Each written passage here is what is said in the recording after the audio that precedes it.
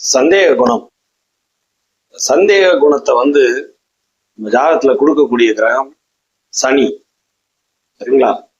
ஒருத்தர் ஜாதகத்துல லக்னம் ராசி சனி தொடர்பு கொள்றாரா, நிச்சயமா உங்களுக்கு எப்ப பார்த்தாலுமே ஒரு விஷயத்த சந்தேகப்படாம உங்களால இருக்கவே முடியாது.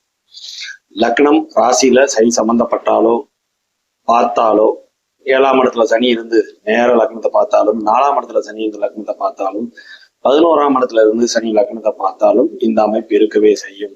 இது போக சனி ஆட்சி உச்ச மூல திரிகோணம், சனி வலுத்தாலே அந்த சந்தேகம் கண்டிப்பா வருங்க.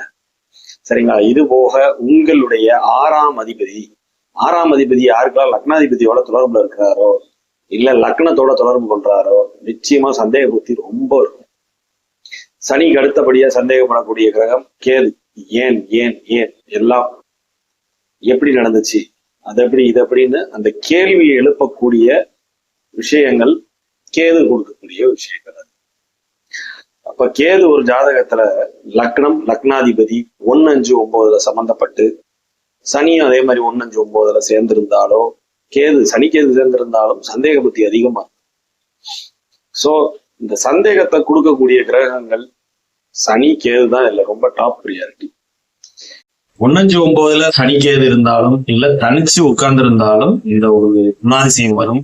ராசிக்கு 1, 5, 9 இருந்தாலும் இந்த குணாதிசயம் வரும். சரிங்களா? சந்தேக குணம் மெயினா சனி கேது கொடுக்கறது. இது போக உங்க 6ஆம் அதிபதி லக்னத்தோடைய ராசியோடைய தொடர்புல இருக்கிறாரு அப்படின்னா சந்தேக குணம் வருங்க. சரிங்களா?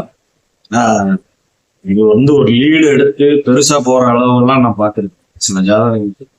ஸோ பாத்தீங்கன்னா அது இந்த 6ஆம் அதிபதி போய் லக்னாதிபதியோட சம்பந்தப்படுறது, லக்னத்துல சம்பந்தப்படுறது, ராசி அதிபதியோட சம்பந்தம் எல்லாம் தொடர்புல இருக்கிறது. இந்த மாதிரி இருந்துச்சுன்னா கண்டிப்பா சந்தேக குணம் எப்ப பார்த்தாலும் இருந்துகிட்டே இருக்கு.